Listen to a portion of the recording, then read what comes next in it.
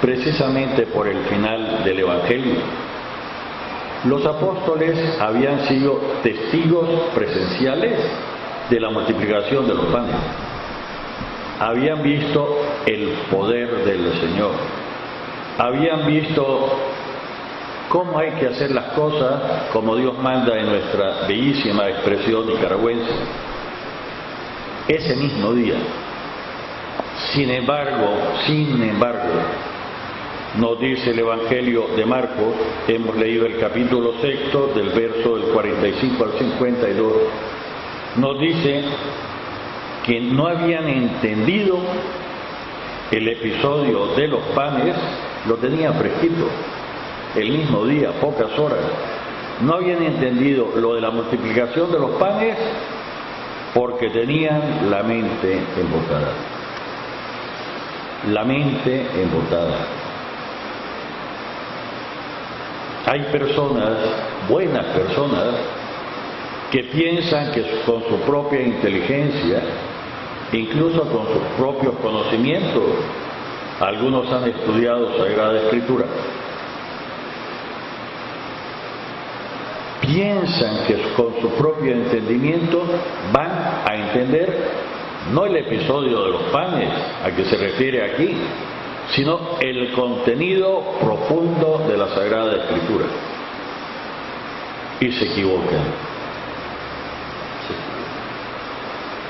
Uno de mis profesores, durante mis cursos de doctorado en teología en España, platicando con él, de adulto a adulto, me decía: padre, yo he estudiado, soy especialista qué significa cada palabra del texto, y pienso, me decía él, que no es necesario estar dentro de la iglesia para encontrar el significado de, yo le decía: ve, respeto tu opinión, que te aproveche, pero es doctrina firme de la iglesia que no se entiende. Una cosa es que pueda analizar el texto, no se entiende el significado profundo si no estoy en comunión con la iglesia y si no lo interpreto con el mismo espíritu que movió, que inspiró al autor a escribirlo. Es una dimensión distinta de la forma del ser y de la forma del entender. ¿Cómo no van a saber lo que pasó? Digo, mediaban pocas horas según el relato. Ellos habían sido testigos presenciales.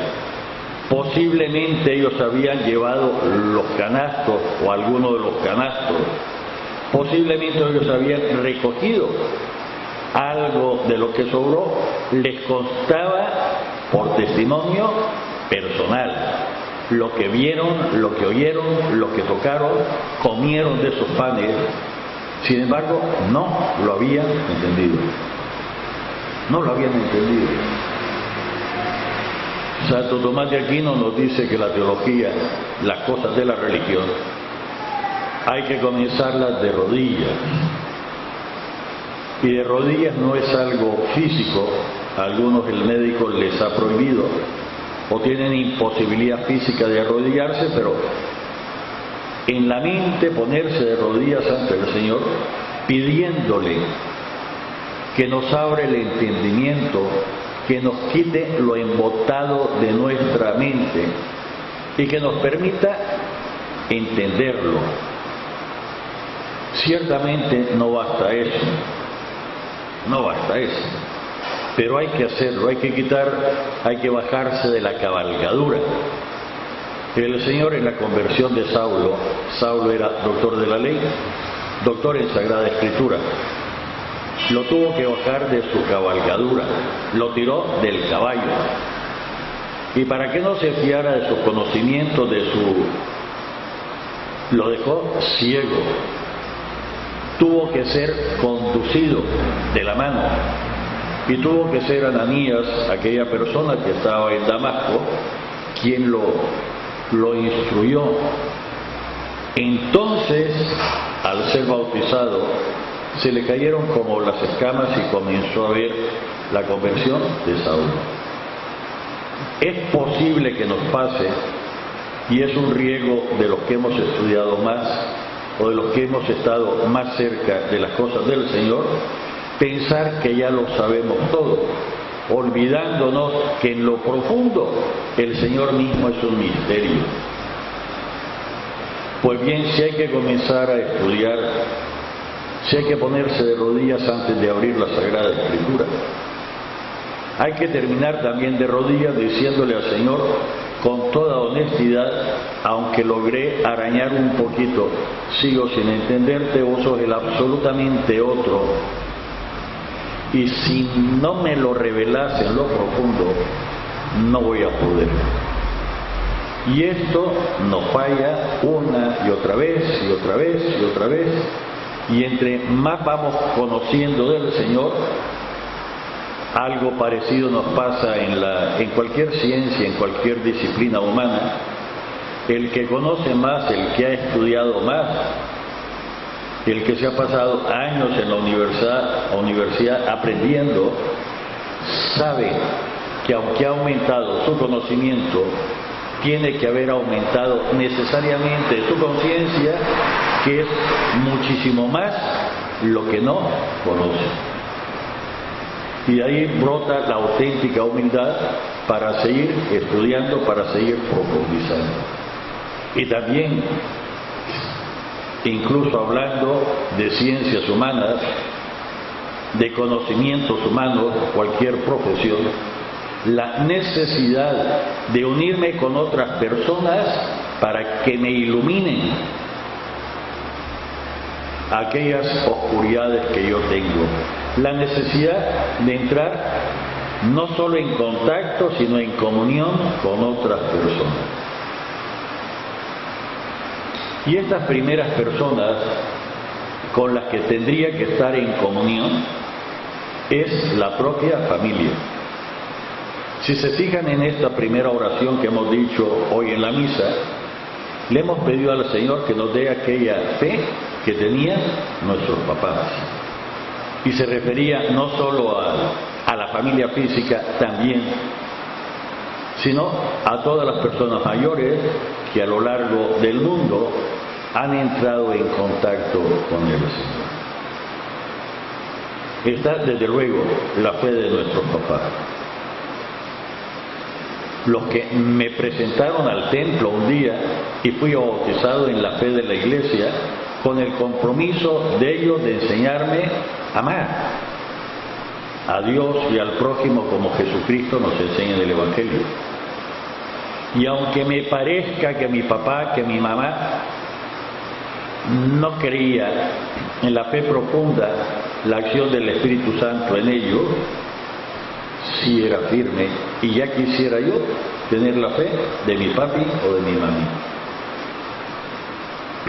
Padre, ¿qué está diciendo? Si usted es cura, sí, pero la fe se adquiere, ciertamente por el tiempo la transmite la Iglesia, y se transmite también por lo bien, se crece por lo bien que voy viviendo, y no voy a competir humanamente con mi papi y con mi mami que la creo hoy en el cielo. Padre, ¿qué está diciendo? Sí, pues sí. Este reconocimiento real de nuestras cosas, sin olvidarnos desde luego, como decimos en la calle, de la universidad en la vida. Es imposible, mis papás llegaron a cumplir casi los 60 años de casado, porque faltó mi mamá, murió mi mamá. Es imposible vivir así si no hay una fe profunda y una actuación, un diálogo de amor con el propio Dios. Y esto tendría que llevarnos a nosotros, en primer lugar, más allá de las apariencias, más allá del carácter, más allá de a venerar a las personas mayores de mi propia familia. La abuelita si tengo la dicha de llegarlo a conocer, la bisabuelita, los tíos abuelos, porque su trajinar por el mundo, su respuesta ante Dios, aunque no me parezca la más perfecta, a lo menos en algún detalle, en alguna veta, me iluminan y me dicen cómo vivir.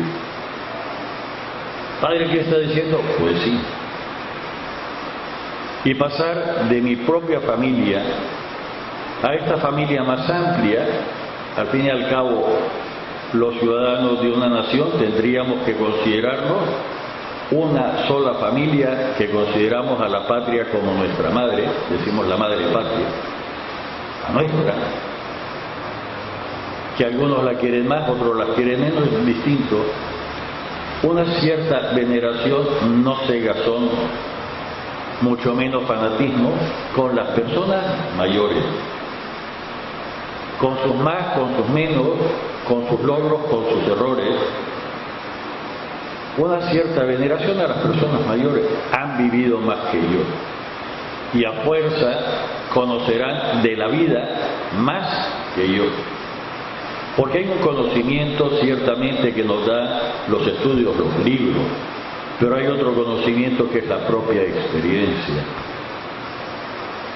y tienen que conjugarse ambos. Así evitamos que me mareen los títulos universitarios y me haga humilde frente a quien en su sencillez me transmite cómo se hacen algunas cosas. Padre, pero esto lo que usted me está diciendo, yo sé lo que le hace falta a Nicaragua.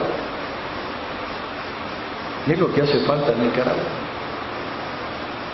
Hay demasiado fanatismo, demasiada cerrazón, demasiadas ideologías, demasiada lucha entre quién es el bueno, considerando al otro malo, infección que ha incluso calzado dentro de nuestros movimientos, de nuestro grupo de élite de la Iglesia, olvidándose de algo esencial, que el que quiere ser más en la Iglesia de Dios tiene que convertirse en el servidor de los demás.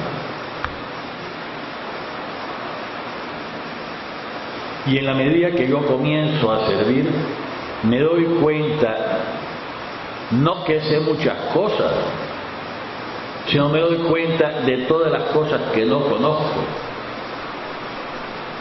Y a fuerza del servicio a las personas, me hace dirigirme a las personas mismas, intentar escucharlas, comprenderlas, porque tengo que servirles a ellas en concreto.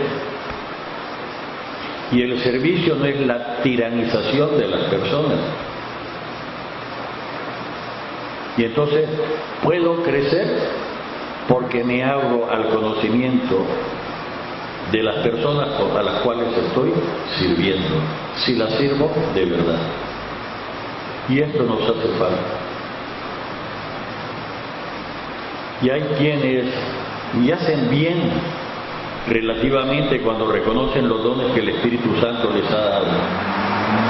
Hay otros que por desgracia piensan que algunas habilidades que ellos tienen no se las dio el Espíritu Santo porque le pidió su colaboración personal para adquirirlo, pero se olvida de que todo lo bueno que tenemos no solo viene de Dios, sino que se nos ha dado para el servicio de la comunidad, del cuerpo místico de Jesucristo.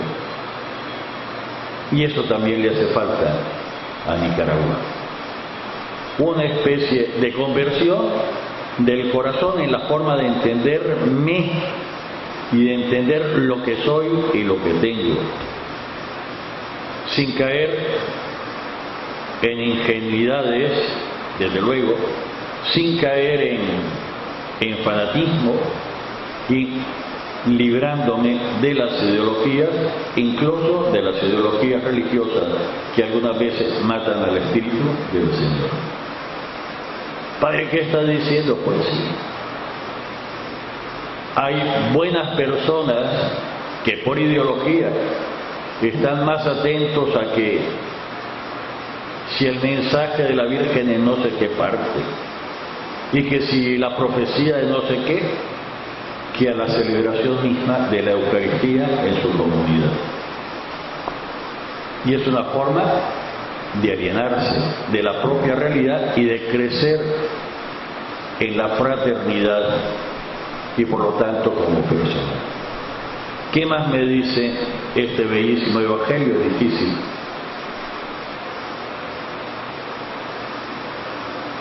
La barca donde van los discípulos, desde luego, es un símbolo de la Iglesia.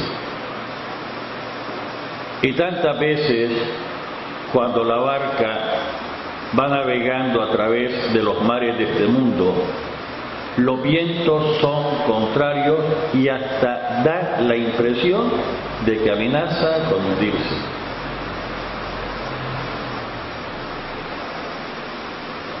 Por diferentes causas, por diferentes motivos. Sin embargo, cuando Jesucristo entra en la barca, que es lo que algunas veces incluso a los curas se nos olvida, de que no soy yo, es el Cristo que vive en mí, el que tiene que sacar adelante la comunidad, incluso el que tiene que ver por los problemas económicos de los templos, de las parroquias. Y hay que decirlo, es un riesgo que tenemos. Es el Cristo que vive en mí. Cuando Cristo entra, la tempestad se calma. Y nos parece tantas veces a nosotros, lo mismo que a los apóstoles, que esto es una utopía inalcanzable. Y pensamos que ese es un momento de alienación incluso de la conciencia, cuando es la realidad misma. Qué lejos estamos tantas veces de la vida de los santos, que saben que lo que los mantiene básicamente es la oración, la frecuencia de los sacramentos y el convivir con las personas que están a su alrededor, soportándose mutuamente, como dice Pablo, con el vínculo de la caridad, del amor. El Evangelio nos dice que Jesús envía a los discípulos y Él se queda solo despidiendo a la gente. Pero después Él sube solo a la montaña a orar. La oración de Jesucristo es un hablar con su Padre. Y algunas veces se nos olvida a nosotros que la oración no es otra cosa más que platicar con Dios. Es cierto, hay algunas fórmulas concretas que nos ayudan para que el gusanito del egoísmo, el gusanito del error, no me haga daño. Pero no es cualquier fórmula la que tengo que rezar. Padre, ¿cuáles son las mejores oraciones? Si quiero fortalecer mi esperanza, el Padre Nuestro, que resume la esperanza del cristiano. ¿Qué es lo que tendría que esperar hacer un servidor? Si quiero aumentar la fe, el credo que resume mi fe. Si quisiera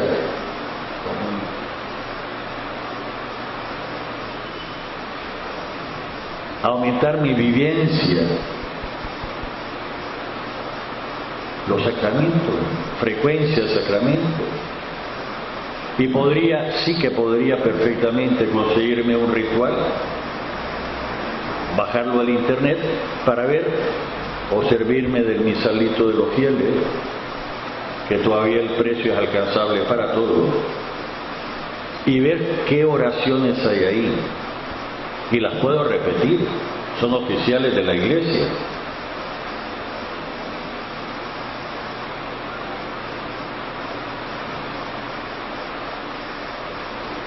Quiero tener una buenísima devoción Y las devociones me preparan para los sacramentos o prolongan en mí la acción de los sacramentos, como bien nos decía nuestro obispo en su pastoral de octubre de este año recién pasado. Pues tengo el Santo Rosario y tengo el Via Crucis. Es posible que en mi situación de crecimiento haya otras devociones que me llenen, pero tengo que asegurarme que el texto de lo que estoy diciendo esté aprobado por la Iglesia. Porque también hay infecciones que tengo que evitar.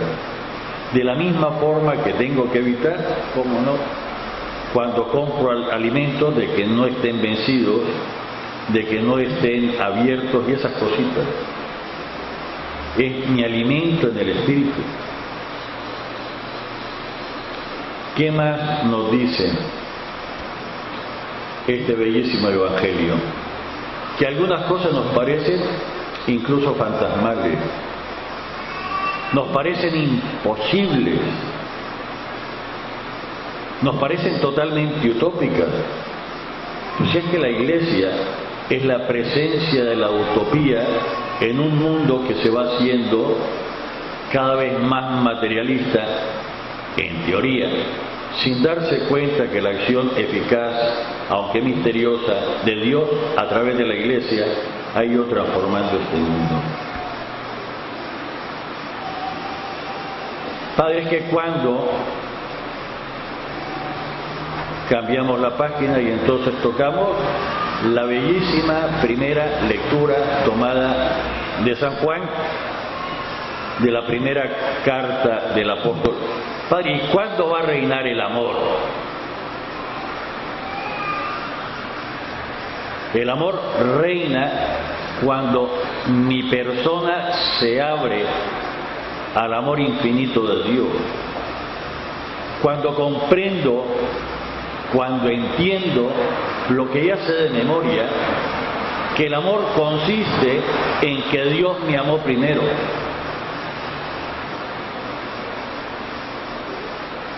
Y por lo tanto, como decimos en la calle, amor con amor se paga. Y si Él me amó primero, mi respuesta espontánea hacia Él tiene que ser de amor. Pero para que sea auténtico, tengo que medir si no me estoy autoengañando y tengo que ver si esta relación con Dios que digo tener efectivamente es con Dios. Porque cuando efectivamente es con Dios, de alguna forma me transforma, aunque no me dé cuenta, y me lleva a aceptar a las personas que están más cerca de mí. Y la aceptación no significa que diga que está bien lo que hace, ni que me convierta en alcahueto, ni que me convierta en apañador de las cosas que está mal. Significa que comienzo a quererlo,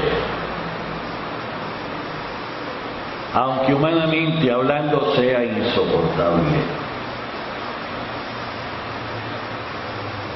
Porque si tengo que ser auténtico y me veo en un espejo, yo también de alguna forma soy insoportable. Ni me aguanto a mí mismo. Pero Dios me ama. Y este amor de Dios es transformante. Y la persona que me parece repugnante a las 10 leguas, el amor de Dios me comienza a sentir de que es de alguna forma aceptable la persona. Y el amor no significa andar todo el día de la manito agarrada. Ni significa que cuando alguien tiene frío, todos tienen que tener frío. Ni significa que todos tienen que tener los mismos gustos y que todos tienen que levantar, eso está bien para los animalitos amaestrados de circo, que a una señal todos levantan la manito o todos levantan la patita. El amor es, aun a pesar de todas las cosas negativas que humanamente tendría que llevarme al rechazo, me mantengo unido y encuentro una causa para seguir manteniendo la fraternidad. Padre, ¿qué está diciendo? Pues sí. Pues sí. Y esto tendría que tenerlo muy claro los matrimonios. Y si él está cansado y quiere hacer una siesta, y ella por el contrario, porque hizo una siesta muy fuerte, tiene ganas de saltar, ¿por qué los dos tienen que irse a dormir o los dos tienen que irse a saltar? Y si por esas causas alguno de los dos resulta proclive a la diabetes o diabético, si uno de los dos tiene que tener una dieta especial, ¿por qué los dos van a tener que comer lo mismo? O si alguno de los dos tiene sobrepeso, ¿por qué todos van a tener que entrar en la casa, en la dieta para adelgazar? O si alguno tiene problema de colesterol, ¿por qué todos van a tener que...? Eso no es amor, es una especie de tiranía insoportable.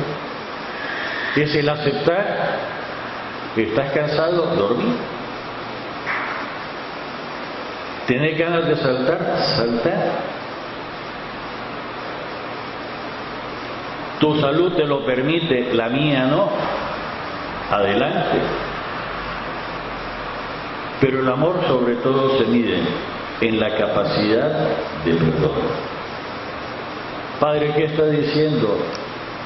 Miren, los engañaría a ustedes y me engañaría a mí si dijera de que la convivencia o familiar o de la amistad no nos lleva a herirnos de vez en cuando, como dice San Pablo, queriendo hacer el bien que deseo, hago el mal que no deseo. E incluso nos lleva a pelearnos. Pero que el enojo no llegue al atardecer. El amor aumenta con mi capacidad de perdón, no de disimulo, no de la mentira, no de la hipocresía. Hiciste mal, me dolió, pero te perdono. Te perdono. No es que me olvide, porque le puedo rogar, por amor de Dios, no me volvás a decir esto, me saca de quicio.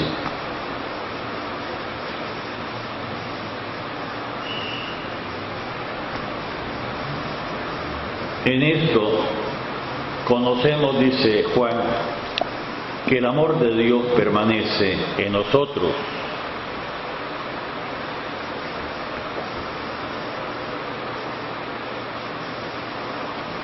Si nos amamos los unos a los otros, Dios permanece en nosotros y su amor en nosotros es perfecto. Pero el amor, queridos hijos, los engañaría si les dijera que sí. No es un acto mágico, es todo un proceso de años. Bien decimos con los jóvenes que comienzan a estar enamorados, comienzan a entrar en el amor. Y reitero, el amor crece cuando encontramos causas para perdonarnos, para superarnos.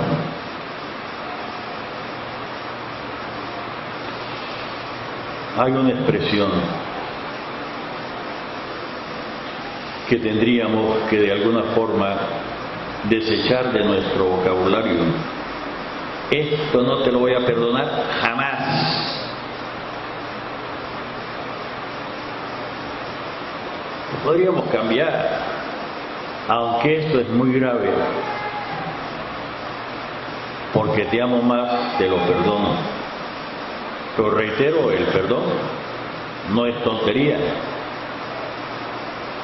el perdón no es una mercadería ni una alienación.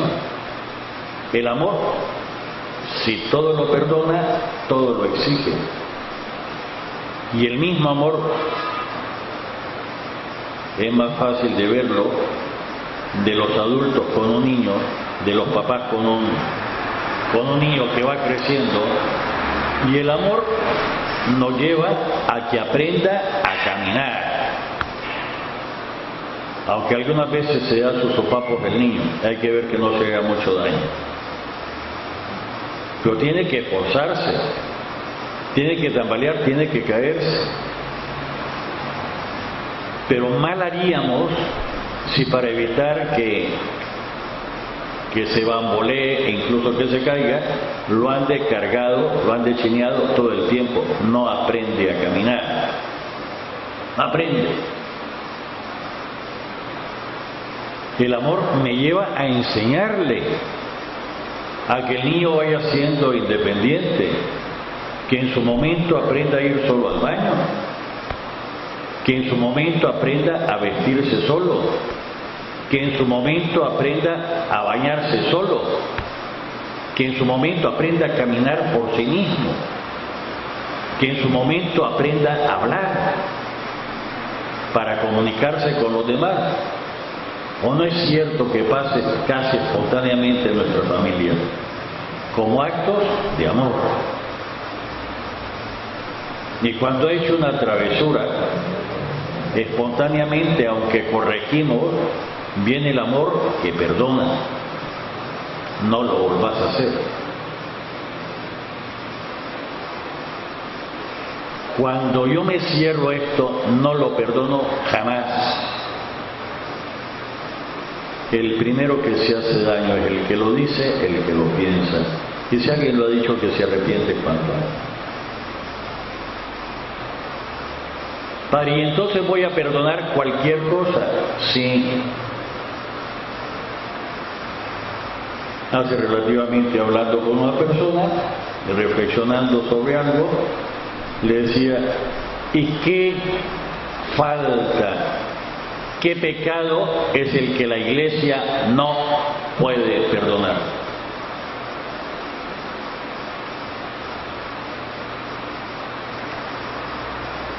Ninguno.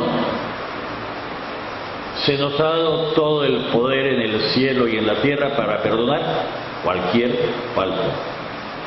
Eso sí,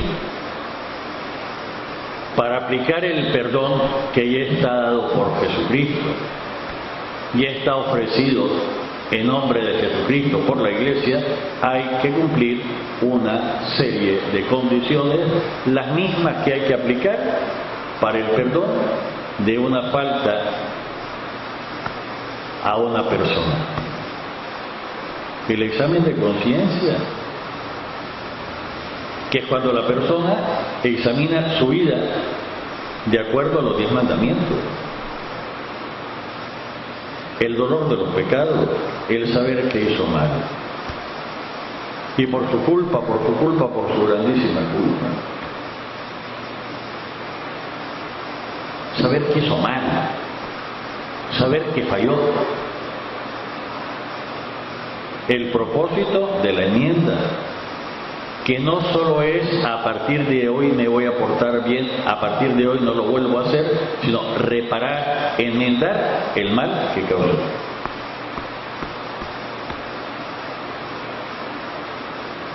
Y hay algunas personas que no tienen propósito de la enmienda, que piensan que pedir perdón es engañar a la persona, entonces no les aprovecha el perdón, ni siquiera la absolución sacramental. Lo repito, ni siquiera la absolución sacramental, porque si no hay propósito de la enmienda, no se aplica el perdón de sus pecados.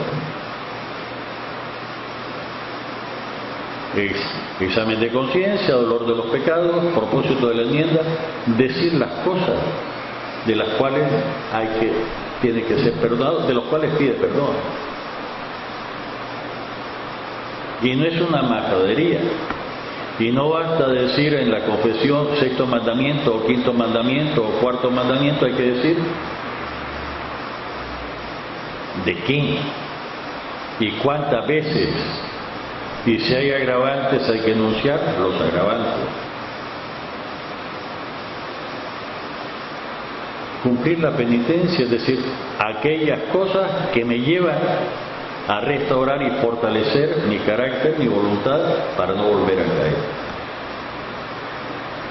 Son las mismas que hay que aplicarle a una persona para que este perdón, que tiene que ir primero y por delante, se le pueda aplicar.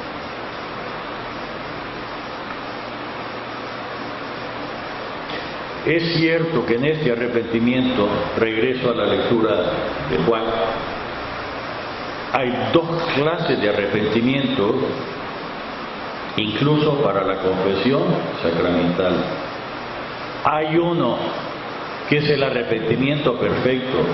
Estoy arrepentido porque ofendí al amor de Dios, porque he herido al amor, no solo al amor de Dios, sino al cariño, al afecto de una persona concreta. Porque todos los pecados, a partir del cuarto, hacen daño directo a alguna persona o a algún grupo de personas. El perfecto es el de contrición. Porque he ofendido al amor y tengo que restañar esa ofensa que le he hecho al amor. Hay otro que no es el perfecto, pero basta para recibir la absolución sacramental, que es el de atrición. Sí, estoy arrepentido, pero también me arrepiento porque tengo temor que el Señor me castigue con las penas eternas del infierno, o tengo temor de que el Señor no me dé el cielo. Basta para perdonar, pero hay que hacer crecer ese amor. Y si esto es la Iglesia, cuando una persona concreta, duele más cuando es un familiar, y duele muchísimo más cuando es alguien al cual uno le tiene muchísimo cariño, me hiere. Son las mismas condiciones de la Iglesia que hay que aplicarlo. Perdón primero y por delante, pero para que se aplique en concreto las 5 condiciones. Y cumplir la penitencia, estos son los ejercicios para fortalecer precisamente la sensibilidad herida por una mala palabra, por un gesto, peor aún, por una mala acción o por una omisión de algo que debería de haber hecho y no hizo. Padre, ¿y por qué tengo que perdonar? Si bien es cierto que la causa es porque Dios me amó primero, hay otra causa profunda, porque si no perdono, me voy llenando de negatividad, me voy amargando la vida. Y tengo que perdonar incluso a la persona que no merece el perdón.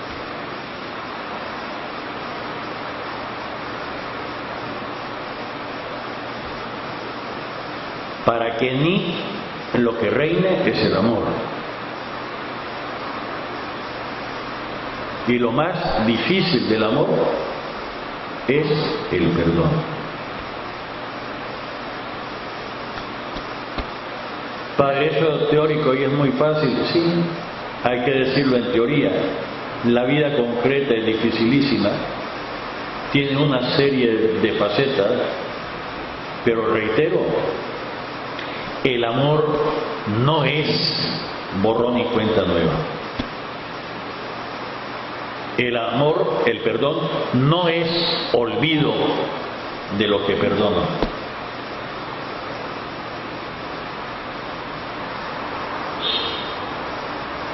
Incluso el amor me tiene que llevar